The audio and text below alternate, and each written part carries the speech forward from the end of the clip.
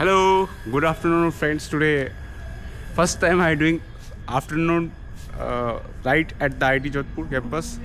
So it's really a new experience for me doing the afternoon ride. It's really 3:09. Now it's 3:10 p.m. and I am at IIT Jodhpur campus, and this is my hostel. You can see my hostel there. And now I'm going for, let me, okay. Now I'm going for the afternoon ride.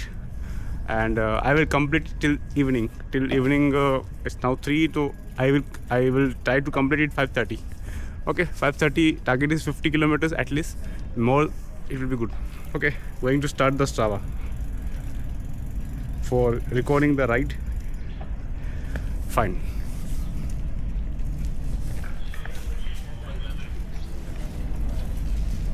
It will be better if I start it very soon.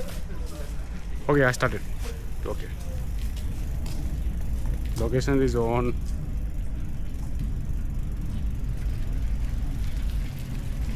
Location is on. Okay, started. Okay, finally, let's start the ride. You can see the beautiful campus all around me. It's afternoon. It's 3:11 now. And you can see the reason behind I didn't. My policy. The reason behind is that at morning it was so cloudy weather, raining outside here. Because of that, I didn't did the morning ride. And now it's clear weather, sun is there. But we can't assume that this weather will be remain till evening. It may rain at evening. So it's better to do the cycling, our target, before the weather become cloudy and rainy. So it's better to do the cycling at afternoon. So sometimes afternoon is also good for riding. When this weather is rainy at morning and evening, it's better to do cycling at afternoon also.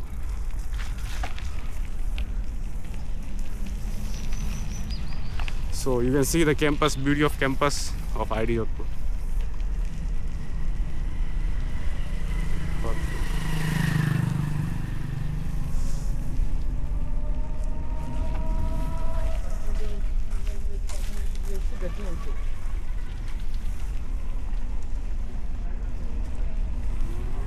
This beautiful campus, you can see all around me. Beautiful flowers and decorated trees and weeds. Lot of beautiful flowers you can see all around me. What a lovely campus of IIT Jodhpur.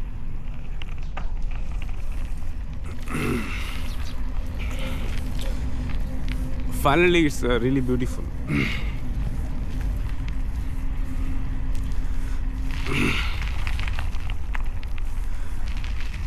Okay, now I'm going to start Bhagavad Gita chapter number 3 and chapter 3, 4 I completed yesterday. Going to start from chapter number 5. Okay. Bhagavad Gita chapter number 5 I'm going to start. This is our knowledge tree. You can see beauty of knowledge tree here. And here is our flowers of IIT Jodhpur. The entrance gate flowers. Where we enter the main campus, there are flowers all around the entrance gate. Okay, without wasting time, I'm going to start the audiobook of Bhagavad Gita, chapter number 5.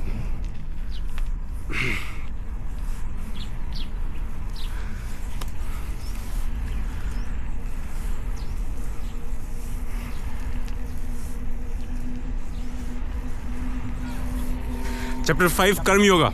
Karma Yoga, action in Krishna consciousness. Action in Krishna consciousness.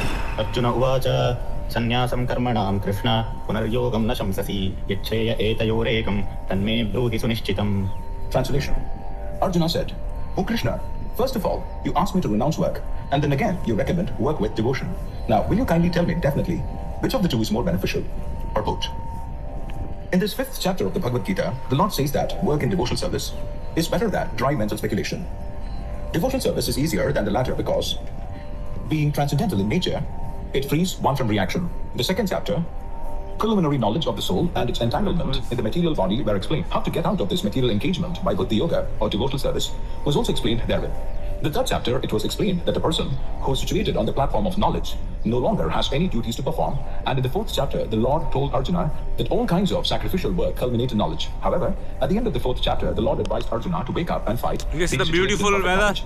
Therefore, by simultaneously And the stressing beautiful importance of both wisdom by devotion Bhagavad Gita, you can see. knowledge, I have to has D&D. Arjuna and confused his determination.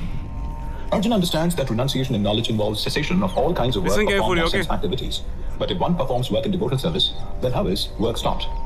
In other words, he thinks that sannyasa or renunciation in knowledge should be altogether free from all kinds of activity, because work and renunciation appear to him to be incompatible. He appears not to have understood that work in full knowledge is non-reactive and is therefore the same as inaction. He inquires, therefore, whether he should cease work altogether or work with full knowledge. Text 2. श्रीभगवानुवाच सन्न्यासः कर्मयोगश्च निःश्रेयसकरावुभौ तयोस्तु कर्मसन्न्यासात् कर्मयोगो विशिष्यते. Translation. The personality of Godhead replied, the renunciation of work and work in devotion are both good for liberation. But of the two, work in devotional service is better than renunciation of work. Purport. Fruitive activities seeking sense gratification are cause for material bondage. As long as one is engaged in activities aimed at improving the standard of bodily comfort, one is sure to transmigrate different types of bodies, thereby continuing material bondage perpetually. Srimad Bhagavatam, Canto 5, Chapter 5, Text 4-6 confirms this as follows. नूनं प्रमत्तः कुरुते विकर्म यदिन्द्रियप्रीतया प्रणोति न साधु मन्ये यत आत्मनोऽयमसन्नपि क्लेशः आसदेहः पराभवस्तादवबोधजातो यावन्न जिज्ञासत आत्मतत्त्वं यावत्क्रियास्तावदिदं मनो वै कर्मात्मकं येन शरीरबन्धः एवं मनः कर्मवशं प्रयुङ्क्ते अविद्ययात्मन्युपधीयमाने प्रीतिर्न यावन्मयि वासुदेवे न मुच्यते देहयोगेन तावत्. People are mad after sense gratification, and they do not know that this present body, which is full of miseries, is a result of one's fruitive activities in the past. Although this body is temporary, it is always giving one trouble in many ways.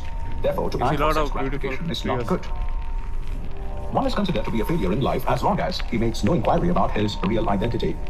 As long as he does not know his real identity, he has to work for fruitive results, for sense gratification. And as long as Sports one is complex. engrossed in the consciousness of sense gratification, one has to transmigrate from one body to another.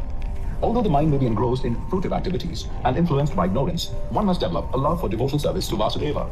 Only then can one have the opportunity to get out of the bondage of material existence. Therefore, jnana, or knowledge, that one is not this material body, but spirit soul, is not sufficient for liberation. One has to act in the status of spirit soul, otherwise, there is no escape from material bondage. Action in Krishna consciousness is not, however, action on the fruitive platform. Activities performed in full knowledge strengthen one's advancement in real knowledge. Without Krishna consciousness, mere renunciation of fruitive activity I think something network error is there. I have to off the Wi-Fi and play by the personal network. Okay. Sorry for interpreting. I'm continuing with the Bhagavad Gita. Okay. Let me start again.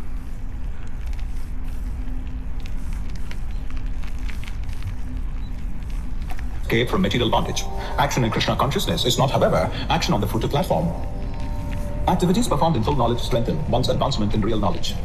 Without Krishna consciousness, mere renunciation of fruitive activities does not actually purify the heart of a conditioned soul. As long as the heart is not purified, one has to work on the fruitive platform. But action in Krishna consciousness automatically helps one escape the result of fruitive action, so that one need not descend to the material platform. Therefore, action in Krishna consciousness is always superior to renunciation, which always entails a risk of falling. Renunciation without Krishna consciousness is incomplete, as is confirmed by Srila Rupa Goswami in his Bhakti Rasamrita Sindhu, Canto 1, Chapter 2, Text 258. प्रापञ्चिकतया बुद्ध्या हरिसम्बन्धिवस्तुनः मुमुक्षुभिः परित्यागो वैराग्यं फल्गु कथ्यते. When persons eager to achieve liberation renounce things related to the Supreme Personality of Godhead, thinking them to be material, their renunciation is called incomplete. Renunciation is complete when it is in the knowledge that everything in existence belongs to the Lord, and that no one should claim proprietorship over anything. One should understand that, factually, nothing belongs to anyone. Then where is the question of renunciation? One who knows that everything is Krishna's property is always situated in renunciation. Since everything belongs to Krishna, everything should be employed in the service of Krishna. This perfect form of action in Krishna consciousness is far better than any amount of artificial renunciation by a sannyasi of the Mayavadi school. Text 3. ज्ञेयः स नित्यसन्न्यासी यो न द्वेष्टि न काङ्क्षति निर्द्वन्द्वो हि महाबाहो सुखं बन्धात् प्रमुच्यते. One who neither hates nor desires the fruits of his activities is known to be always renounced. Such a person, free from all dualities, easily overcomes material bondage and is completely liberated. O mighty armed Arjuna. Purport. One who is fully in Krishna consciousness is always a renouncer because he feels neither hatred nor desire for the results of his actions. Such a renouncer, dedicated to the transcendental loving service of the Lord, is fully qualified in knowledge because he knows his constitutional position in his relationship with Krishna. He knows fully well that Krishna is the whole and that he is part and parcel of Krishna. Such knowledge is perfect because it is qualitatively and quantitatively correct. The concept of oneness with Krishna is incorrect because the part cannot be equal to the whole. Knowledge that one is one in quality, yet different in quantity, is correct transcendental knowledge, leading one to become full in himself, having nothing to aspire to or lament over. There is no duality in his mind because whatever he does for Krishna. Being thus freed from the platform of dualities, he is liberated even in this material world. Text 4. साङ्ख्ययोगौ पृथग्बालाः प्रवदन्ति न पण्डिताः एकमप्यास्थितः सम्यगुभयोर्विन्दते फलम्. Translation. Only the ignorant speak of devotional service, karma yoga, as being different from the analytical study of the material world, Sankhya. Those who are actually learned say that he who applies himself well to one of these paths achieves the results of both. Purport. The aim of the analytical study of the material world is to find the soul of existence. The soul of the material world is Vishnu, or the super soul. Devotional service to the Lord entails service to the super soul. One process is to find the root of the tree, and the other is to water the root. The real student of Sankhya philosophy finds the root of the material world, Vishnu, and then in perfect knowledge engages himself in the service of the Lord. Therefore, in essence, there is no difference between the two because the aim of both is Vishnu. Those who do not know the ultimate end say that the purposes of Sankhya and Karma Yoga are not the same, but one who is learned knows the unifying aim in these different processes. Text 5. यत्साङ्ख्यैः प्राप्यते स्थानं तद्योगैरपि गम्यते एकं साङ्ख्यं च योगं च यः पश्यति स पश्यति. Translation. One who knows that the position reached by means of analytical study can also be attained by devotional service, and who therefore sees analytical study and devotional service to be on the same level, sees things as they are. Purport. The real purpose of philosophical research is to find the ultimate goal of life. Since the ultimate goal of life is self-realization, there is no difference between the conclusions reached by the two processes. By Sankhya philosophical research, one comes to the conclusion that a living entity is not a part and parcel of the material world, but of the Supreme Spirit whole. Consequently, the Spirit soul has nothing to do with the material world. His actions must be in some relation to the Supreme. When he acts in Krishna consciousness, he is actually in his constitutional position. In the first process, Sankhya, one has to become detached from matter. And in the devotional yoga process, one has to attach himself to the work of Krishna consciousness. Factually, both processes are the same, although superficially, one process appears to involve detachment, and the other process appears to involve attachment. Detachment from matter and attachment to Krishna are one and the same. One who can see this sees things as they are. Text 6. सन्न्यासस्तु महाबाहो दुःखमाप्तुमयोगतः योगमुक्तो मुनिर्ब्रह्मा न चिरेणाधिगच्छति. Merely renouncing all activities, yet not engaging in the devotional service of the Lord, cannot make one happy. But a thoughtful person, engaged in devotional service, can achieve the Supreme without delay. Purport. There are two classes of sannyasis or persons in the renounced order of life. The Mayavadi sannyasis are engaged in the study of Sankhya philosophy, whereas the Vaishnava sannyasis are engaged in the study of Bhagavatam philosophy, which affords the proper commentary on the Vedanta Sutras. The Mayavadi sannyasis also study the Vedanta Sutras, but use their own commentary called Shaniyata Bhashya, written by Shankaracharya. The students of the Bhagavata school are engaged in the devotional service of the Lord according to Pancharatriki regulations. And therefore, the Vaishnava sannyasis have multiple engagements in the transcendental service of the Lord. The Vaishnava sannyasis have nothing to do with material activities, and yet they perform various activities in their devotional service to the Lord. But the Mayavadi sannyasis, engaged in the studies of Sankhya and Vedanta and speculation, cannot relish the transcendental service of the Lord. Because their studies become very tedious, they sometimes become tired of Brahman speculation, and thus they take shelter of the Bhagavatam without proper understanding. Consequently, their study of the Srimad Bhagavatam becomes troublesome. Dry speculations and impersonal interpretations by artificial means are all useless for the Mayavadi sannyasis. The Vaishnava sannyasis, who are engaged in devotional service, are happy in the discharge of their transcendental duties, and they have the guarantee of ultimate entrance into the kingdom of God. The Mayavadi sannyasis sometimes fall down from the path of self-realization and again enter into material activities of a philanthropic and altruistic nature, which are nothing but material engagements. Therefore, the conclusion is that those who are engaged in Krishna-conscious activities are better situated than the sannyasis engaged in simple speculation about what is Brahman and what is not Brahman, although they too come to Krishna consciousness after many births. Text 7. योगयुक्तो विशुद्धात्मा विजितात्मा जितेन्द्रियः सर्वभूतात्मभूतात्मा कुर्वन्नपि न लिप्यते. Translation. One who works in devotion, who is a pure soul, and who controls his mind and senses is dear to everyone, and everyone is dear to him. Though always working, such a man is never entangled. Purport. One who is on the path of liberation by Krishna consciousness is very dear to every living being, and every living being is dear to him. This is due to his Krishna consciousness. Such a person cannot think of any living being as separate from Krishna, just as the leaves and branches of a tree are not separate from the tree. He knows very well that by pouring water on the root of the tree, the water will be distributed to all the leaves and branches, or by supplying food to the stomach, the energy is automatically distributed throughout the body. Because one who works in Krishna consciousness is servant to all. He is very dear to everyone. And because everyone is satisfied by his work, he is pure in consciousness. Because he is pure in consciousness, his mind is completely controlled. And because his mind is controlled, his senses are also controlled. Because his mind is always fixed on Krishna, there is no chance of his being deviated from Krishna, nor is there a chance that he will engage his senses in matters other than the service of the Lord. He does not like to hear anything except topics relating to Krishna. He does not like to eat anything which is not offered to Krishna, and he does not wish to go anywhere if Krishna is not involved. Therefore, his senses are controlled. A man of controlled senses cannot be offensive to anyone. One may ask, why then was Arjuna offensive in battle to others? Wasn't he in Krishna consciousness? Arjuna was only superficially offensive because, as has already been explained in the second chapter, all the assembled persons on the battlefield would continue to live individually, as the soul cannot be slain. So spiritually, no one was killed on the battlefield of Kurukshetra. Only their dresses were changed by the order of Krishna, who was personally present. Therefore, Arjuna, while fighting on the battlefield of Kurukshetra, was not really fighting at all. He was simply carrying out the orders of Krishna in full Krishna consciousness. Such a person is never entangled in the reactions of work. Texts 8 and 9. नैव किञ्चित् करोमीति युक्तो मन्येत तत्त्ववित् पश्यन् शृण्वन् स्पृशन् जिघ्रन् अश्नन् गच्छन् स्वपन् श्वसन् प्रलपन् विसृजन् गृह्णन् उन्मिषन् निमिषन्नपि इन्द्रियाणि इन्द्रियार्थेषु वर्तन्त इति धारयन्. Translation.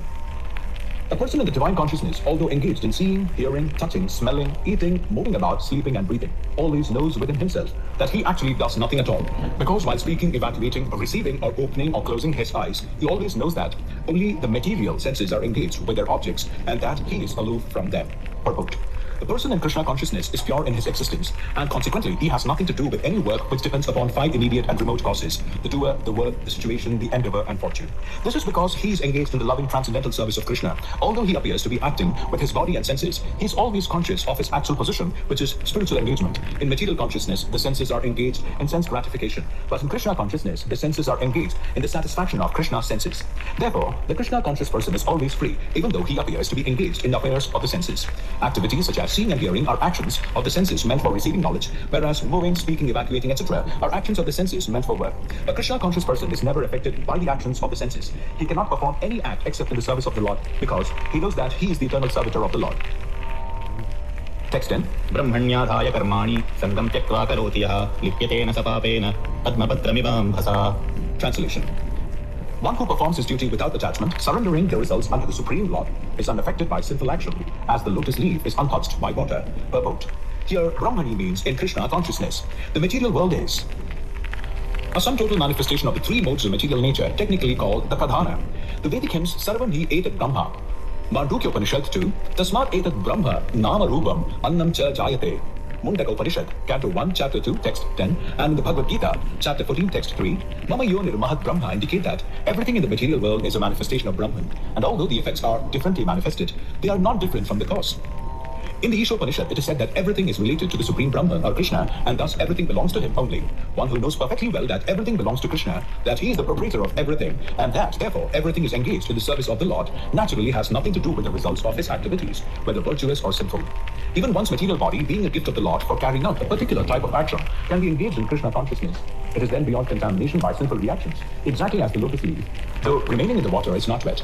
The Lord also says in the Gita, Chapter 3, Text 30, Mai sarvani karmani sanyasya. Resign all works unto me, Krishna. The conclusion is that the person without Krishna consciousness acts according to the concept of the material body and senses. But a person in Krishna consciousness acts according to the knowledge that the body is the property of Krishna and should therefore be engaged in the service of Krishna. Text 11. कायेन मनसा बुद्ध्या कैवलैरिन्द्रियैरपि योगिनः कर्म कुर्वन्ति सङ्गं त्यक्त्वात्मशुद्धये. Translation. The yogis, abandoning attachment, act with body, mind, intelligence, and even with the senses only for the purpose of purification. Purport. When one acts in Krishna consciousness for the satisfaction of the senses of Krishna, any action, whether of the body, mind, intelligence, or even the senses, is purified of material contamination. There are no material reactions resulting from the activities of a Krishna conscious person. Therefore, purified activities, which are generally called sadachara, can be easily performed by acting in Krishna consciousness. Sri Rupa Goswami in his Bhakti Rasamrita Sindhu, Canto 1, Chapter 2, Text 187, describes this as follows. विहायस्य हरेर्दास्ये कर्मणा मनसा गिरा निखिला स्वप्यवस्थासु जीवन्मुक्तस्य उच्यते.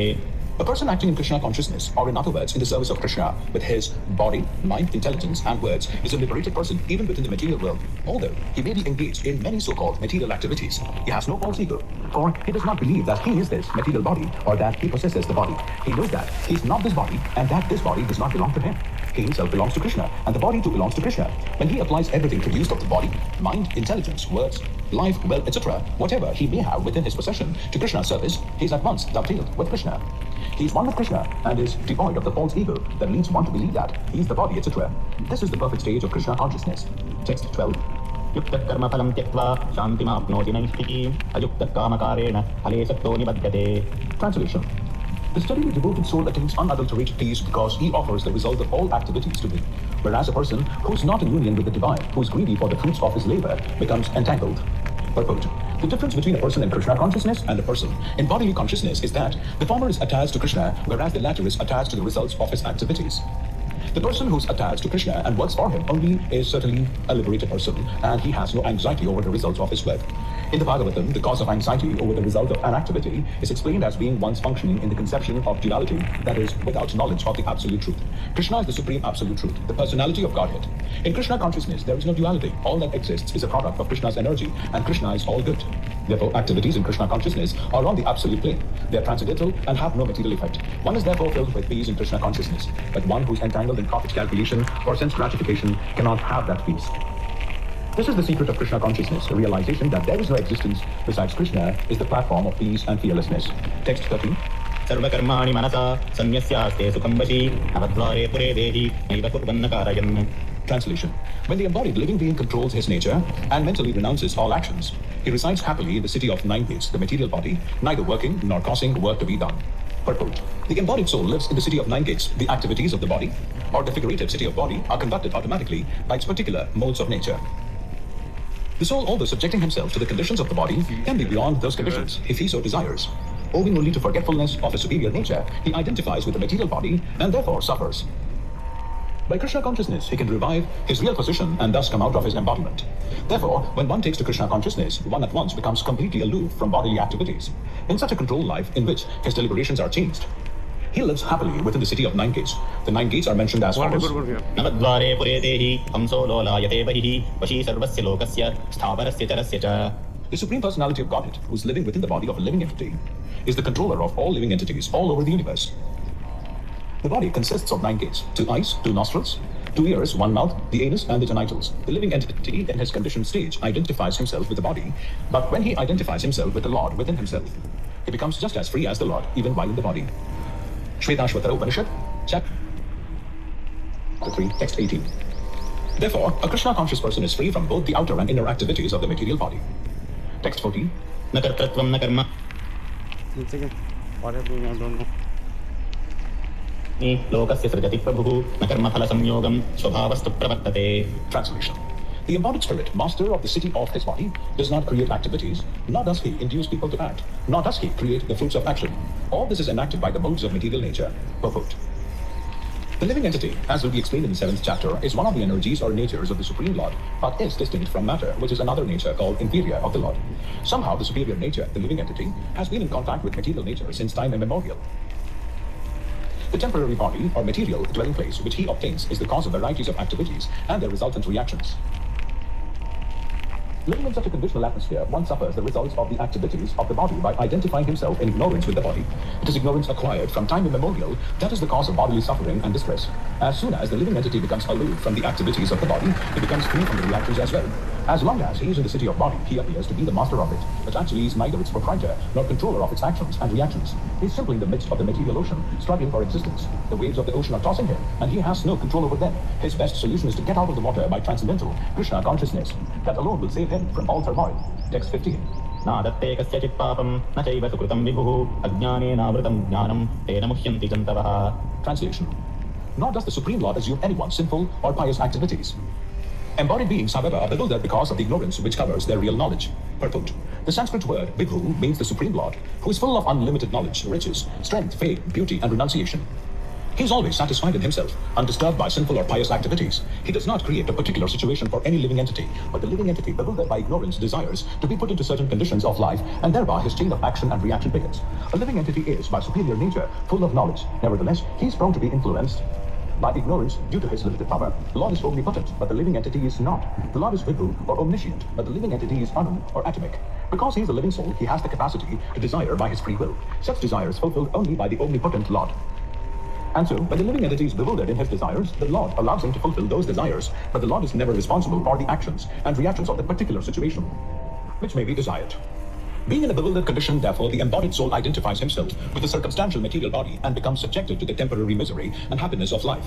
The Lord is the constant companion of the living entity as Paramatma, or the super soul. And therefore, he can understand the desires of the individual soul as one can smell the flavor of a flower by being near it. Desire is a subtle form of conditioning for the living entity. The Lord fulfills his desire as he deserves. Man proposes and God disposes. The individual is not, therefore, omnipotent in fulfilling his desires. The Lord, however, can fulfill all desires, and the Lord, being neutral to everyone, does not interfere with the desires of the minute independent living entities. However, when one desires Krishna, the Lord takes special care and encourages one to desire in such a way that one can attain to him and be eternally happy. The Vedas therefore declare, एष उह्येव साधु कर्म कारयति तं यमेभ्यो लोकेभ्य उन्निनीशते एष उ एव साधु कर्म कारयति यमधो निनीशते. The Lord engages the living entity in pious activities so that he may be elevated. The Lord engages him in impious activities so that he may go to hell. Kaushitaki Upanishad, Chapter 3, Text 8. अज्ञो जन्तुरनीशोऽयम् आत्मनः सुखदुःखयोः ईश्वर प्रेरितो गच्छेत् स्वर्गं वा स्वब्धमेव च. The living entity is completely dependent in his distress and happiness. By the will of the Supreme, he can go to heaven or hell, as a cloud is driven by the air. Therefore, the embodied soul, by his immemorial desire to avoid Krishna consciousness, causes his own bewilderment. Consequently, although he is constitutionally eternal, blissful and cognizant, due to the littleness of his existence, he forgets his constitutional position of service to the Lord and is thus entrapped by nescience. And under the spell of ignorance, the living entity claims that the Lord is responsible for his conditional existence. The Vedanta Sutras, Canto 2, Chapter 1, Text 34, also confirm this. Vaishamya Naigrenya na sapek shatvat tatahi tarshiti. The Lord neither hates nor likes anyone, though he appears to. Text 16. ज्ञानेन तु ततज्ञानं येषां नाशितमात्मनः तेषामादित्यवज्ञानं प्रकाशयति तत्परम्. Translation. When, however, one is enlightened with the knowledge by which nescience is destroyed, then his knowledge reveals everything, as the sun lights up everything in the daytime. Purport. Those who have forgotten Krishna must certainly be bewildered. But those who are in Krishna consciousness are not bewildered at all. It is stated in the Bhagavad Gita, Sarvam Jnana Plavena, Jnanadni, Sarva Karmani, and Nahi Jnanena Sadrasam. Knowledge is always highly esteemed. And what is that knowledge? Perfect knowledge is achieved when one surrenders unto Krishna, and is said in the 7th chapter, 19th verse, Bahunam Janmanam Ante Jnanavan Ma Prapadyate. After passing through many births, when one perfect in knowledge surrenders unto Krishna, or when one attains Krishna consciousness, then everything is revealed to him, as everything is revealed by the sun in the daytime. The living entity is bewildered in so many ways. For instance, when he unceremoniously thinks himself God, he actually falls into the last snare of nescience. If a living entity is God, then how can he become bewildered by nescience? Does God become bewildered by nescience? If so, then nescience or Satan is greater than God. Real knowledge can be obtained from a person who is in perfect Krishna consciousness. Therefore, one has to seek out such a bona fide spiritual master and under him learn what Krishna consciousness is. For Krishna consciousness will certainly drive away all nescience as the sun drives away darkness. Even though a person may be in full knowledge that he is not this body but is transcendental to the body, he still may not be able to discriminate between the soul and the super soul. However, he can know everything well if he cares to take shelter of the perfect bona fide Krishna conscious spiritual master. One can know God and one's relationship with God only when one actually meets a representative of God. A representative of God never claims that he is God, although he is paid all the respect ordinarily paid to God because he has knowledge of God. One has to learn the distinction between God and the living entity. Lord Sri Krishna therefore stated in the 2nd chapter, Chapter 2, Text 12, that every living being is individual and that the Lord also is individual. They were all individuals in the past, they are individuals at present, and they will continue to be individuals in the future, even after liberation. At night, we see everything as one in the darkness. But in day, when the sun is up, we see everything in its real identity. Identity with individuality in spiritual life is real knowledge. Text 17. तद्बुद्ध्यस्तदात्मानस्तन्निष्ठास्तत्परायणाः गच्छन्त्य पुनरावृत्तिं ज्ञाननिर्धूतकल्मषाः. Translation. When one's intelligence, mind, faith, and refuge are all fixed in Supreme, then one becomes fully cleansed of misgivings through complete knowledge and thus proceeds straight on the path of liberation. Purport. The supreme transcendental truth is Lord Krishna. The whole Bhagavad Gita centers around the declaration that Krishna is the supreme personality of Godhead. That is the version of all Vedic literature. Paratattva means the supreme reality, who is understood by the knowers of the supreme as Brahman, Paramatma and Bhagavan. Bhagavan, or the supreme personality of Godhead, is the last word in the absolute. There is nothing more than that. The Lord says, Mata Parataram Nanyat Kinchit Asti Dhananjaya. Impersonal Brahman is also supported by Krishna. Brahmanohi Pratishtaham. Therefore, in all ways, Krishna is the supreme reality, one whose mind, intelligence, faith and refuge are always in Krishna, or in other words, one who's fully in Krishna consciousness, is undoubtedly washed clean of all misgivings and is in perfect knowledge in everything concerning transcendence. A Krishna conscious person can thoroughly understand that there is duality, simultaneous identity and individuality in Krishna, and equipped with such transcendental knowledge, one can make steady progress on the path of liberation. Text 18. विद्या विनय संपन्ने ब्राह्मणे गविहस्तिनि शुनिचैव श्वपाके च पंडिताः समदर्शिनः. Translation. The humble sages, by virtue of true knowledge, see with equal vision a learned and gentle Brahmana, a cow, an elephant, a dog, and a dog-eater outcast. Purport. A Krishna-conscious person does not make any distinction between species or castes. The Brahmana and the outcast may be different from the social point of view, or a dog, a cow, and an elephant may be different from the point of view of species. But these differences of body are meaningless from the viewpoint of a learned transcendentalist. This is due to their relationship to the Supreme, for the Supreme Lord, by his plenary portion as Paramatma, is present in everyone's heart. Such an understanding of the Supreme is real knowledge. As far as the bodies are concerned, in different castes or different species of life, the Lord is equally kind to everyone because he treats every living being as a friend, yet maintains himself as Paramatma, regardless of the circumstances of the living entities. The Lord as Paramatma is present both in the outcast and in the Brahmana, although the body of a Brahmana and that of an outcast are not the same. The bodies are material productions of different modes of material nature. But the soul and the super soul within the body are of the same spiritual quality. The similarity in the quality of the soul and the super soul, however, does not make them equal in quantity, for the individual soul is present only in that particular body, whereas the Paramatma is present in each and every body. Krishna conscious person has full knowledge of this, and therefore he is truly learned and has equal vision. The similar characteristics of the soul and super soul are that they are both conscious, eternal and blissful. But the difference is that the individual soul is conscious within the limited jurisdiction of the body, whereas the super soul is conscious of all bodies. The super soul is present in all bodies without distinction. Text 19. इहैव तैर्जितः सर्गो येषां साम्ये स्थितं मनः निर्दोषैः समं ब्रह्म तस्मात् ब्रह्मणि ते स्थिताः. Translation. Those whose minds are established in sameness and equanimity have already conquered the conditions of birth and death. They are flawless like Brahman, and thus they are already situated in Brahman. Quote. Equanimity of mind, as mentioned above, is the sign of self-realization. Those who have actually attained to such a stage should be considered to have conquered material conditions, specifically birth and death. As long as one identifies with this body, he is considered a conditioned soul. But as soon as he is elevated to the stage of equanimity through realization of self, he is liberated from conditional life. In other words, he is no longer subject to take birth in the material world, but can enter into the spiritual sky after his death. The Lord is flawless because he is without attraction or hatred. Similarly, when a living entity is without attraction or hatred, he also becomes flawless and eligible to enter into the spiritual sky. Such persons are to be considered already liberated, and their symptoms are described below. Text 20. न प्रहृष्येत् प्रियं प्राप्य नोद्विजेत् प्राप्य च प्रियं स्थिरबुद्धिरसम्मूढो ब्रह्मविद्ब्रह्मणि स्थितः. A person who neither rejoices upon achieving something pleasant nor laments upon obtaining something unpleasant, who is self-intelligent, who is unbewildered, and who knows the signs of God is already situated in transcendence. Purport. The symptoms of the self-realized person are given herein. The first symptom is that he is not illusioned by the false identification of the body with his true self. He knows perfectly well that he is not this body, but is the fragmental portion of the supreme personality of Godhead. He is therefore not joyful in achieving something, nor does he lament in losing anything which is related to his body. This steadiness of mind is called sthirabuddhi, or self-intelligence. He is therefore never bewildered by mistaking the gross body for the soul, nor does he accept the body as permanent and disregard the existence of the soul. This knowledge elevates him to the station of knowing the complete signs of the absolute truth, namely Brahman, Paramatma, and Bhagavan. He thus knows his constitutional position perfectly well, without falsely trying to become one with the Supreme in all respects. This is called Brahman realization or self-realization. Such steady consciousness is called Krishna consciousness. Text 21. बाह्यस्पर्शेष्वसक्तात्मा विन्दत्यात्मनि यत् सुखं स ब्रह्मयोगयुक्तात्मा सुखमक्षयमश्नुते. Translation. Such a liberated person is not attracted to material sense pleasure, but is always in trance, enjoying the pleasure within. In this way, the self-realized person enjoys unlimited happiness, for he concentrates on the Supreme. Purport. Sri Yamunacharya, a great devotee in Krishna consciousness, said, यदवधि मम चेतः कृष्णपादारविन्दे नवनवरसधामन्युद्यतं रन्तुमासीत् तदवधि पतनारी सङ्गमे स्पर्यमाने भवति मुखविकारः सुष्ठुनिष्ठीवनं च. Since I have been engaged in the transcendental loving service of Krishna, realizing ever new pleasure in him, whenever I think of sex pleasure, I spit at the thought and my lip curl with distaste. A person in Brahma Yoga or Krishna consciousness is so absorbed in the loving service of the Lord that he loses his taste for material sense pleasure altogether. The highest pleasure in terms of matter is sex pleasure. The whole world is moving under its spell, and the materialist cannot work at all without this motivation. But the person engaged in Krishna consciousness can work with greater vigor without sex pleasure, which he avoids.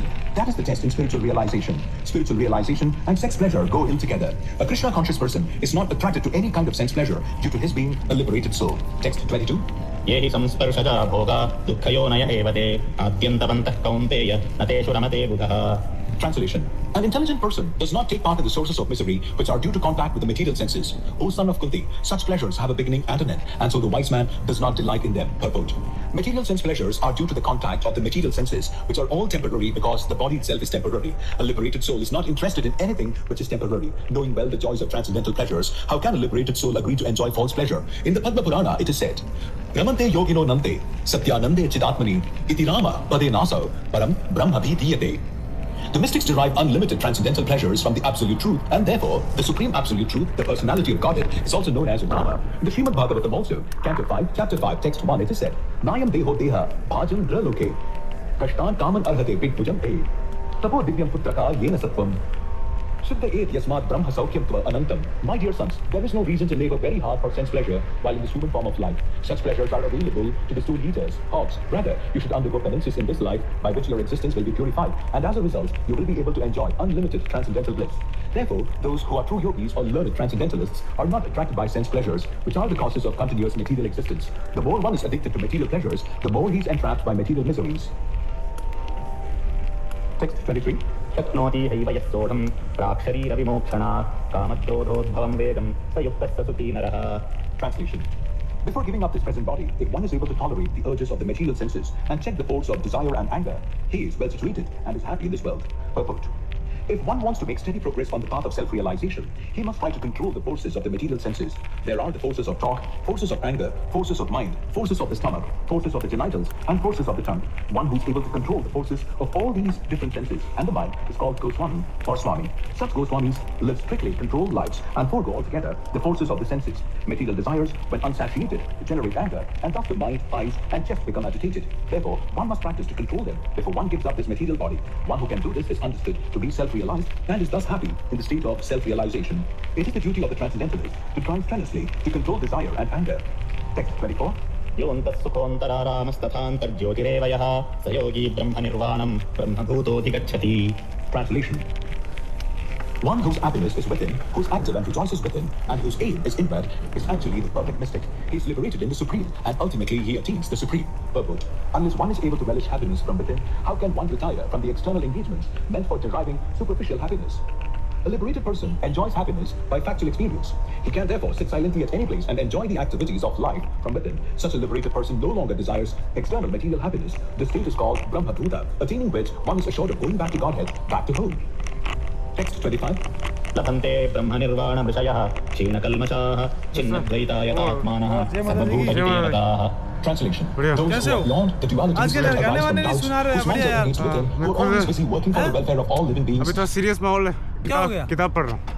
Exam आ गया ना. ठीक है. Who are free from all sins achieve liberation in the Supreme. Purport. Only a person who is fully in Krishna consciousness can be said to be engaged in welfare work for all living entities. When a person is actually in the knowledge that Krishna is the fountainhead of everything, then when he acts in that spirit, he acts for everyone. The sufferings of humanity are due to forgetfulness of Krishna as the supreme enjoyer, the supreme proprietor, and the supreme friend. Therefore, to act to revive this consciousness within the entire human society is the highest welfare work. One cannot be engaged in such first-class welfare work without being liberated in the Supreme. A Krishna conscious person has no doubt about the supremacy of Krishna. He has no doubt because he is completely free from all sins. This is the state of divine love. A person engaged only in ministering to the physical welfare of human society cannot factually help anyone. Temporary relief of the external body and the mind is not satisfactory. The real cause of one's difficulties in the hard struggle for life may be found in one's forgetfulness of his relationship with the Supreme Lord. When a man is fully conscious of his relationship with Krishna, he is actually a liberated soul, although he may be in the material tabernacle. Text 26. कामक्रोधविमुक्तानां यतीनां यतचेतसाम् अभितो ब्रह्मनिर्वाणं वर्तते विदितात्मनाम्. Translation. Those who are free from anger and all material desires, who are self-realized, self-disciplined, and constantly endeavoring for perfection are assured of liberation in the Supreme in the very near future. Purport. Of the single persons who are constantly engaged in striving towards salvation, one who is in Krishna consciousness is the best of all. The Bhagavatam, Canto 4, Chapter 22, Text 39, confirms this fact as follows. यत्पादपङ्कजपलाशविलासभक्त्या कर्माशयं प्रथितमुद्गतयन्ति सन्तः तद्वन्नरिक्तमतयो यतयोऽपि रुद्धस्त्रोतो गणास्तमरणं भज वासुदेवम्. Just try to worship in devotional service Vasudeva, the Supreme Personality of Godhead. Even great sages are not able to control the forces of the senses as effectively as those who are engaged in transcendental bliss by serving the lotus feet of the Lord, uprooting the deep-grown desire for fruitive activities. In the conditioned soul, the desire to enjoy the fruitive results of work is so deep-rooted that it is very difficult even for the great sages to control such desires despite great endeavors. A devotee of the Lord constantly engaged in devotional service in Krishna consciousness, perfect in self-realization, very quickly attains liberation in the Supreme. Owing to his complete knowledge in self-realization, he always remains in trance. To cite an analogous example of this, दर्शनध्यानसंस्पर्शैः मत्स्यकूर्मविहङ्गमाः स्वान्यपत्यानि पुष्णन्ति तथाहमपि Padmaja. by vision, by meditation, and by touch only do the fish, the tortoise, and the birds maintain their offspring. Similarly do I also, O Padmaja. The fish brings up its offspring simply by looking at them. The tortoise brings up its offspring simply by meditation. The eggs of the tortoise are laid on land, and the tortoise meditates on the eggs while in the water. Similarly, the devotee in Krishna consciousness, although far away from the Lord's abode, can elevate himself to that abode simply by thinking of him constantly, by engagement in Krishna consciousness. He does not feel the pangs of material miseries. This state of life is called Brahma Nirvana, or the absence of material miseries, due to being constantly immersed in the Supreme. Text 27-28. स्पर्शान् कृत्वा बहिर्बाह्यान् चक्षुश्चैवान्तरे भ्रुवोः प्राणापानौ समौ कृत्वा नासाभ्यन्तरचारिणौ येतेन्द्रियमनो बुद्धिर्मुनिर्मोक्षपरायणः विगतेच्छाभयक्रोधो यः सदा मुक्त एव सः. Translation. Shutting out all external sense objects, keeping the eyes and vision concentrated between the two eyebrows, suspending the inward and outward breaths within the nostrils, and thus controlling the mind, senses, and intelligence, the transcendentalist aiming at liberation becomes free from desire, fear, and anger. One who's always in this state is certainly liberated. Purport. Being engaged in Krishna consciousness, one can immediately understand one's spiritual identity, and then one can understand the Supreme Lord by means of devotional service. When one is well situated in devotional service, one comes to the transcendental position, qualified to feel the presence of the Lord in the sphere of one's activity. This particular position is called liberation in the Supreme. After explaining the above principles of liberation in the Supreme, the Lord gives instruction to Arjuna as to how one can come to that position by the practice of the mysticism, or yoga known as Ashtanga Yoga, which is divisible into an eightfold procedure called Yama, Niyama, Asana, Pranayama, Pratyahara, Dharana, Dhyana, and Samadhi. In the 6th chapter, the subject of yoga is explicitly detailed, and at the end of the 5th, it is only preliminarily explained. One has to drive out the sense objects such as sound, touch, form, taste, and smell by the Pratyahara process in yoga, and then keep the vision of the eyes between the two eyebrows and concentrate on the tip of the nose with half-closed lids. There is no benefit in closing the eyes altogether, because then there is every chance of falling asleep. Nor is there benefit in opening the eyes completely, because then there is the hazard of being attracted by sense objects. The breathing movement is restrained within the nostrils by neutralizing the up-moving and down-moving air within the body. By practice of such yoga, one is able to gain control over the senses, refrain from outward sense objects, and thus prepare oneself for liberation in the Supreme. This yoga process helps one become free from all kinds of fear and anger, and thus feel the presence of the super soul in the transcendental situation. In other words, Krishna consciousness is the easiest process of executing yoga principles. This will be thoroughly explained in the next chapter. A Krishna conscious person, however, being always engaged in devotional service, does not risk losing his senses to some other engagement. This is a better way of controlling the senses than by the Ashtanga Yoga. Text 29. प्रोक्तारं यज्ञतपसां सर्वलोकमहेश्वरं सुहृदं सर्वभूतानां ज्ञात्वा मां शान्तिपृच्छति. Translation. A person in full consciousness of me, knowing me to be the ultimate beneficiary of all sacrifices and austerities, the supreme lord of all planets and demigods, and the benefactor and well-wisher of all living entities, attains peace from the pangs of material miseries. Purport. The conditioned souls within the clutches of illusory energy are all anxious to attain peace in the material world, but they do not know the formula for peace, which is explained in this part of the Bhagavad Gita.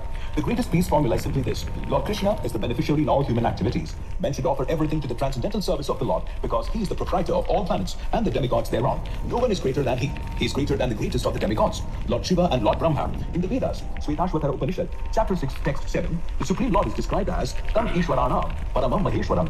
Under the spell of illusion, living entities are trying to be lords of all they survey, but actually they are dominated by the material energy of the Lord. The Lord is the master of material nature, and the conditioned souls are under the stringent rules of material nature. Unless one understands these bare facts, it is not possible to achieve peace in the world, either individually or collectively. This is the sense of Krishna consciousness. Lord Krishna is the supreme predominator, and all living entities, including the great demigods, are his subordinates. One can attain perfect peace only in complete Krishna consciousness. This 5th chapter is a practical explanation of Krishna consciousness, generally known as Karma Yoga. The question of mental speculation as to how Karma Yoga can give liberation is answered herewith. To work in Krishna consciousness is to work with the complete knowledge of the Lord as the predominator. Such work is not different from transcendental knowledge. Direct Krishna consciousness is Bhakti Yoga, and Jnana Yoga is a path leading to Bhakti Yoga. Krishna consciousness means to work in full knowledge of one's relationship with the Supreme Absolute, and the perfection of this consciousness is full knowledge of Krishna, or the Supreme Personality of Godhead. A pure soul is the eternal servant of God as his fragmental part and parcel. He comes into contact with Maya illusion due to the desire to lord it over Maya, and that is the cause of his many sufferings. As long as he is in contact with matter, he has to execute work in terms of material necessities. Krishna consciousness, however, brings one into spiritual life, even while one is within the jurisdiction of matter, for it is an arousing of spiritual existence by practice in the material world. The more one is advanced, the more he is freed from the clutches of matter. The Lord is not partial toward anyone. Everything depends on one's practical performance of duties in Krishna consciousness, which helps one control the senses in every respect and conquer Okay, the my influence of desire. friend is and calling anger. me. I just And one attend who the stands call fast and then in continue. Krishna consciousness, controlling the above-mentioned passions, remains fractured second, one in the second. transcendental stage. My phone is on the call. Hello. Hello क्या हाँ हाँ बताओ. Hello अरे कह रहा है कि तुम यूनिटी 6 यूज कर रहे हो हाँ कर रहा हूँ यूनिटी 6.3. तुम्हारे वो आईके चलता है फाइनल आईके मतलब वो फुल बॉडी वाला हाँ सब चलता है फाइनल आईके वगैरह. लोएस्ट वाला चाहिए वो हाँ रन किया है, सब चलता है भाई. वो सही से चलता है. वो हाथ वाथ सब मूव करता है, पैर भी करता है. फर्स्ट हाँ फर्स्ट पर्सन पर्सपेक्टिव बोल रहा हूँ भाई. वो होता है मूवमेंट.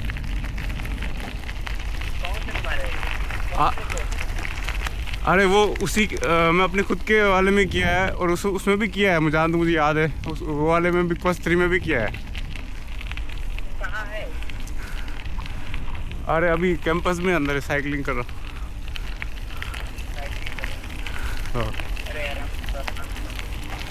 ठीक है सब ठीक है अरे आ जाऊँगा अभी 5:30 बजे आ जाऊँ. 5-6 मिनट ये होती है ठीक है 5-5:30 आना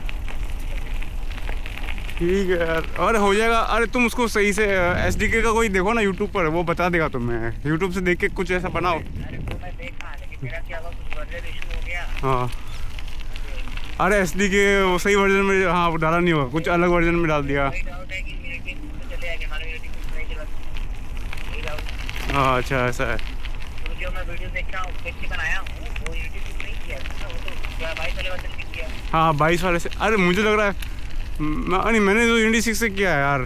सच में मैंने यूनिटी 6.3 से या 6 पॉइंट जो अभी लेटेस्ट वाला 6.000 करके है. अरे मैं दिखा दूंगा तुम्हें अपना प्रोजेक्ट. वो रन हो रहा है.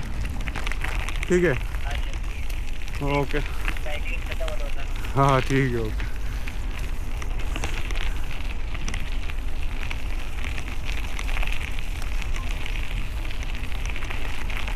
Nirvana.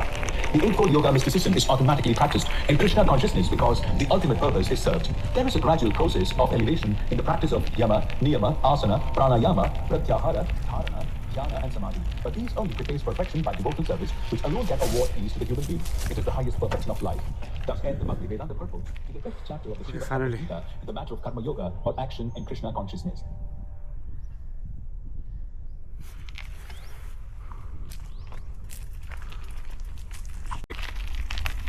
Very beautiful weather all around me.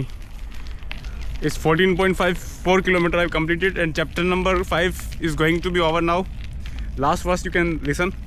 One's full knowledge of one's relationship with the Supreme Absolute and the perfection of this consciousness is full knowledge of Krishna or the Supreme Personality of Godhead. A pure soul is the eternal servant of God as his fragmental part and parcel. He comes into contact with Maya illusion due to the desire to lord it over Maya, and that is the cause of his many sufferings. As long as he is in contact with matter, he has to execute work in terms of material necessities. Krishna consciousness, however, brings one into spiritual life even while one is within the jurisdiction of matter, for it is an arousing of spiritual existence by practice in the material world. The more one is advanced, the more he is freed from the clutches of matter. The Lord is not partial toward anyone. Everything depends on one's practical performance of duties in Krishna consciousness, which helps one control the senses in every respect and conquer the influence of desire and anger. And one who stands fast in Krishna consciousness, controlling the above-mentioned passions, remains factually in the transcendental stage or Brahma Nirvana. The Eightfold Yoga mysticism is automatically practiced in Krishna consciousness because the ultimate purpose is served. There is a gradual process of elevation in the practice of yama, niyama, asana, pranayama, pratyahara, dharana, dhyana and samadhi. But these only preface perfection by devotional service, which alone can award peace to the human being. It is the highest perfection of life. Thus end the Bhakti Vedanta purports to the 5th chapter of the Srimad Bhagavad Gita in the matter of karma yoga or action in Krishna consciousness. Okay, moving fast. The chapter 5 is now over. Now chapter 6. Chapter 6, Dhyana Yoga. Text Jnana Yoga. श्रीभगवानुवाच नाश्रितकर्मफलं कार्यं कर्म करोति यः स सन्न्यासी च योगी च न निरग्निर्न चाक्रियः Translation. The Supreme Personality of Godhead said, one who is unattached to the fruits of his work and who works as he is obligated is in the renounced order of life, and he is the true mystic, not he who lights no fire and performs no Going to duty. Amsterdam. Purport. In this chapter, the Lord explains that the process of the Eightfold Yoga system is a means to control the mind and the senses. However, this is very difficult for people in general to perform, especially in the age of Kali. Although the Eightfold Yoga system is recommended in this chapter, the Lord emphasizes that the process of Karma Yoga, or acting in Krishna consciousness, is better. Everyone acts in this world to maintain his family and their paraphernalia, but no one is working without some self-interest, some personal gratification, be it concentrated or extended. The criteria of perfection is to act in Krishna consciousness, and not with a view to enjoying the fruits of work. To act in Krishna consciousness is the duty of every living entity, because all are constitutionally parts and parcels of the Supreme. The parts of the body work for the satisfaction of the whole body. The limbs of the body do not act for self-satisfaction, but for the satisfaction of the complete whole. Similarly, the living entity who acts for satisfaction of the Supreme Whole and not for personal satisfaction is the perfect sannyasi, the perfect yogi. The sannyasis sometimes artificially think that they have become liberated from all material duties, and therefore they cease to perform Agnihotra Yajnas, fire sacrifices. But actually, they are self-interested because their goal is to become one with the impersonal Brahman. Such a desire is greater than any material desire, but it is not without self-interest. Similarly, the mystic yogi who practices the yoga system with half-open eyes, ceasing all material activities, desires some satisfaction for his personal self. Very difficult to But go the from person there. acting in Krishna consciousness works for the satisfaction of the whole without self-interest. A Krishna conscious person has no desire for self-satisfaction. His criterion of success is the satisfaction of Krishna, and thus he is the perfect sannyasi or perfect yogi. Lord Chaitanya, the highest perfectional symbol of renunciation, prays in this way. न धनं न जनं न सुन्दरीं कवितां वा जगदीशकामये मम जन्मनि जन्मनीश्वरे भवता भक्तिरहैतुकी त्वयि. O Almighty Lord, I have no desire to accumulate wealth, nor to enjoy beautiful women, nor do I want any number of followers. What I want only is the costless mercy of your Costless devotional mercy. service in my life, birth after birth. Text 2. यं सन्न्यासमिति प्राहुर्योगं तं विद्धि पाण्डव सत्यसन्न्यस्तसङ्कल्पो योगी भवति कश्चन. Translation. What is called renunciation? You should know to be the same as yoga, or linking oneself with the Supreme, or son of Pandu. For one can never become a yogi unless he renounces the desire for sense gratification. Sense gratification. Real sannyasa yoga or bhakti means that one should know his constitutional position as the living entity and act accordingly. The living entity has no separate independent identity. He is the marginal energy of the Supreme. When he is entrapped by material energy, he is conditioned. And when he is Krishna conscious or aware of the spiritual energy, then he is in his real and natural state of life. Therefore, when one is in complete knowledge, one ceases all material sense gratification or renounces all kinds of sense gratificatory activities. This is practiced by the yogis who restrain the senses from material attachment, but the person in Krishna consciousness has no opportunity to engage his senses in anything which is not for the purpose of Krishna. Therefore, a Krishna conscious person is simultaneously a sannyasi and a yogi. The purpose of knowledge and of restraining the senses, as prescribed in the jnana and yoga processes, is automatically served in Krishna consciousness. If one is unable to give up the activities of his selfish nature, then jnana and yoga are of no avail. The real aim is for a living entity to give up all selfish satisfaction and to be prepared to satisfy the Supreme. A Krishna conscious person has no desire for any kind of self-enjoyment. He is always engaged for the enjoyment of the Supreme. One who has no information of the Supreme must therefore be engaged in self-satisfaction, because no one can stand on the platform of inactivity. All purposes are perfectly served by the practice of Krishna consciousness. Text 3. आरुरुक्षोर्मुनेर्योगं कर्म कारणमुच्यते योगारूढस्य तस्यैव क्षमः कारणमुच्यते. Translation. For one who is a neophyte in the Eightfold Yoga system, work is said to be the means, and for one who is already elevated in yoga, cessation of all material activities is said to be the means. Purport. The process of linking oneself with the Supreme is called yoga. It may be compared to a ladder for attaining the topmost spiritual realization. This ladder begins from the lowest material condition of the living entity and rises up to perfect self-realization in pure spiritual life. According to various elevations, different parts of the ladder are known by different names. But all in all, the complete ladder is called yoga and may be divided into three parts, namely Jnana Yoga, Dhyana Yoga, and Bhakti Yoga. The beginning of the ladder is called the Yoga Rurukshu stage, and the highest rung is called Yoga Rudha. Concerning the Eightfold Yoga system, attempts in the beginning to enter into meditation through regulative principles of life and practice of different sitting postures, which are more or less bodily exercises, are considered fruitive material activities. All such activities lead to achieving perfect mental equilibrium to control the senses. When one is accomplished in the practice of meditation, he ceases all disturbing mental activities. rain is going A on. Krishna conscious person, however, is situated from the beginning on the platform of meditation, because he always thinks of Krishna, and being constantly engaged in the service of Krishna, he is considered to have ceased all material activities. Text 4. यदा हि नेन्द्रियार्थेषु अकर्मस्वनुसज्जते सर्वसङ्कल्पसन्न्यासी योगारूढस्तदोच्यते. Translation. A person is said to be elevated in yoga when, having renounced all material desires, he neither acts for sense gratification nor engages in fruitive activities. Purport. When a person is fully engaged in the transcendental loving service of the Lord, he is pleased in himself, and thus he is no longer engaged in sense gratification or in fruitive activities. Otherwise, one must be engaged in sense gratification, since one cannot live without engagement. Without Krishna consciousness, one must be always seeking self-centered or extended selfish activities. But a Krishna conscious person can do everything for the satisfaction of Krishna and thereby be perfectly detached from sense gratification. One who has no such realization must mechanically try to escape material desires before being elevated to the top rung of the yoga ladder. Text 5. उद्धरेदात्मनात्मानं नात्मानमवसादयेत् आत्मैव ह्यामनोऽहन्तुरात्मैव रिपुरात्मनः. Translation. One must deliver himself with the help of his mind and not degrade himself. The mind is the friend of the conditioned soul and his enemy as well. Purport. The word Atma... Lot of wind blowing, lot of wind blowing. Different circumstances. In the yoga system, the mind and the conditioned soul are especially important. Since the mind is the central point of yoga practice, Atma refers here to the mind. The purpose of the yoga system is to control the mind and to draw it away from attachment to sense objects. It is stressed herein that the mind must be so trained that it can deliver the conditioned soul from the maya of nescience. In material existence, one is subjected to the influence of the mind and the senses. In fact, the pure soul is entangled in the material world because the mind is involved with the false ego, which desires to lord it over material nature. Therefore, the mind should be trained so that it will not be attracted by the glitter of material nature, and in this way, the conditioned soul may be saved. One should not degrade oneself by attraction to sense objects. The more one is attracted by sense objects, the more one becomes entangled in material existence. The best way to disentangle oneself is to always engage the mind in Krishna consciousness. The word "he" is used for emphasizing this point, that is, that one must do this. It is also said, मन एव मनुष्याणां कारणं बन्धमोक्षयोः बन्धाय विषयासङ्गो मुक्तैर्निर्विषयं मनः. For man, mind is the cause of bondage and mind is the cause of liberation. Mind absorbed in sense objects is the cause of bondage and mind detached from the sense objects is the cause of liberation. Amrita Bindu Upanishad 2. Therefore, the mind which is always engaged in Krishna consciousness is the cause of supreme liberation. Text 6. बन्धुरात्मात्मनस्तस्य येनात्मैवात्मना जितः अनात्मनस्तु शत्रुत्वे वर्तेतात्मैव शत्रुवत्. Translation. For him who has conquered the mind is the best of friends. But for one who has failed to do so, his mind will remain the greatest enemy. Purport. The purpose of practicing Eightfold Yoga is to control the mind in order to make it a friend in discharging the human mission. Unless the mind is controlled, the practice of yoga, for show, is simply a waste of time. One who cannot control his mind lives always with the greatest enemy, and thus his life and its mission are spoiled. The constitutional position of the living entity is to carry out the order of the superior. As long as one's mind remains an unconquered enemy, one has to serve the dictations of lust, anger, avarice, illusion, etc. But when the mind is conquered, one voluntarily agrees to abide by the dictation of the personality of Godhead. I think it may rain any time, so I should take shelter yoga practice of a building or some. in the heart, and then following his dictation. I The one should who takes take Krishna shelter. consciousness directly, perfect may rain surrender to the any time. dictation of the Lord follows automatically. Text 7. जितात्मनः प्रशान्तस्य परमात्मा समाहितः It may rain any time. सुखदुःखेषु तथा मानापमानयोः. Translation. For one who has conquered the mind, the super soul is already reached, for he has attained tranquility. To such a man, happiness and distress, heat and cold, honor and Heat and dishonor cold, are all the everything same. will be Purport. good. Actually, every living entity is intended to abide by the dictation of the Supreme Personality of Godhead, who is seated in everyone's heart as Paramatma. Yeah. When the mind is misled by the external illusory energy, one becomes entangled in material activities. Therefore, as soon as one's mind is controlled through one of the yoga systems, one should be considered to have already reached the destination. One has to abide by superior dictation. When one's mind is fixed on the superior nature, he has no alternative but to follow the dictation of the Supreme. The mind must admit some superior dictation and follow it. The effect of controlling the mind is that one automatically follows the dictation of the Paramatma or Super Soul.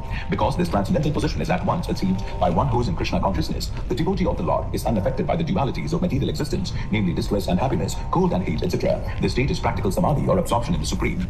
Text 8. ज्ञानविज्ञानतृप्तात्मा कूटस्थो विजितेन्द्रियः युक्त इत्युच्यते योगी समलोष्प्राश्मकाञ्चनः. Translation. A person is said to be established in self-realization and is called a yogi or mystic when he is fully satisfied by virtue of acquired knowledge and realization. Such a person is situated in transcendence and is self-controlled. He sees everything, whether it be pebbles, stones or gold, as the same. Purport. Book knowledge without realization of the supreme truth is useless. This is stated as follows. अतः श्रीकृष्णनामादि न भवेद्ग्राह्यमिन्द्रियैः सेवोन्मुखे जिह्वादौ स्वयमेव स्फुरत्यतः. No one can understand the transcendental nature of the name, form, quality, and pastimes of Sri Krishna through his materially contaminated senses. Only when one becomes spiritually saturated by transcendental service to the Lord are the transcendental name, form, quality, and pastimes of the Lord revealed to him. Bhakti Rasamrita Sindhu, Canto 1, Chapter 2, Text 234.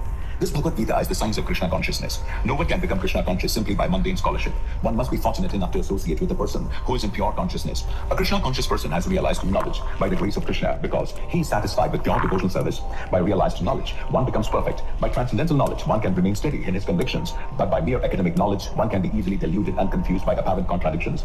It is the realized soul who is actually self-controlled because he is surrendered to Krishna. He is transcendental because he has nothing to do with mundane scholarship. For him, mundane scholarship and mental speculation, which may be as good as gold to others, are of no greater value than pebbles or stones. Text 9.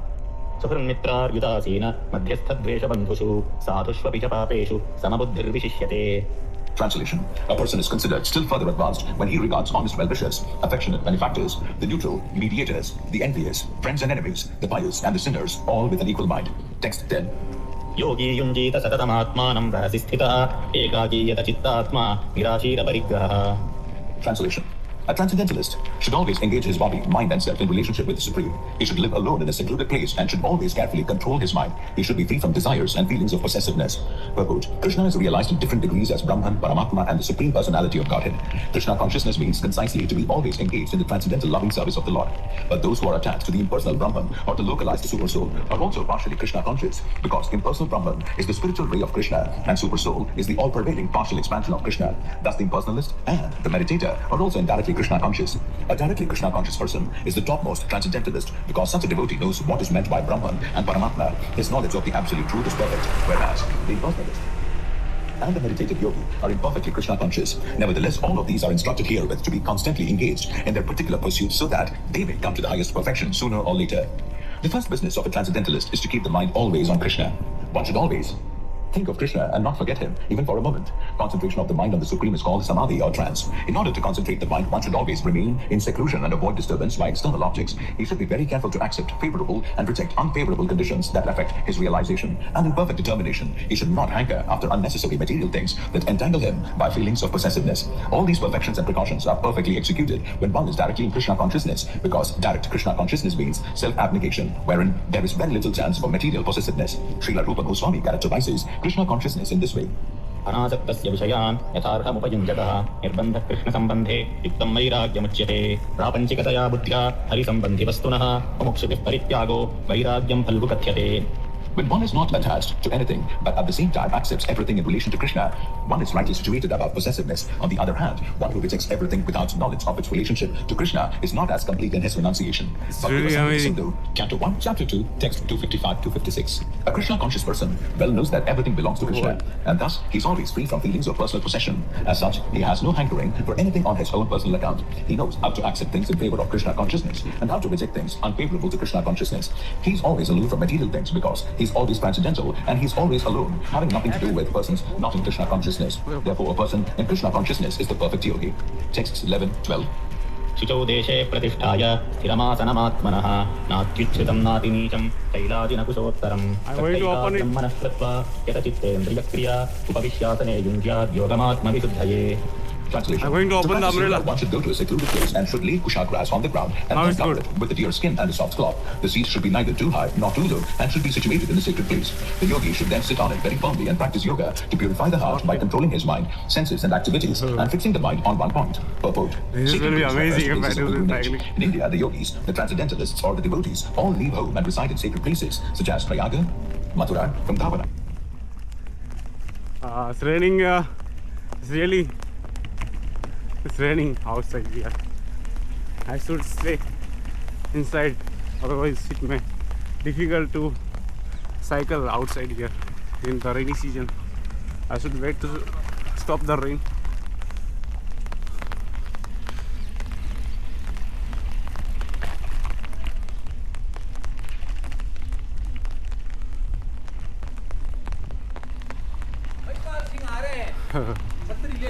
And in solitude practice yoga, where the sacred rivers like the Yamuna and the Ganges flow. But often, this is not possible. especially for Westerners. Really a very The good so-called day. yoga societies in big cities may be successful in earning material benefit, but they are not at all suitable for the actual practice of yoga. One who is not self-controlled and whose mind is not undisturbed cannot practice meditation. Therefore, in the Brihadaranyaka Purana, it is said that in Kali Yuga, the present Yuga or age, when people in general are short-lived, slow in spiritual realization, and always disturbed by various anxieties, the best means of spiritual realization is chanting the holy name of the Lord. Hare Nama, Hare Nama, Hare Nama Eva Kevalam, Kalau Nasteva, Nasteva, Nasteva Gati Anyata. In this age of quarrel and hypocrisy, the only means of deliverance is chanting the holy name of the Lord. There is no other way, there is no other way, there is no other way. Wow. Texts 13, 14. समं काय शिरोग्रीवं धारयन्नचलं स्थिरः सम्प्रेक्ष्य नासिका Okay, thank you so much. Thank you so much. Okay, now I have to stop because it's raining outside. You can see me. It's raining outside. I have to stop here. Hi. Kitab Pandala. It's okay.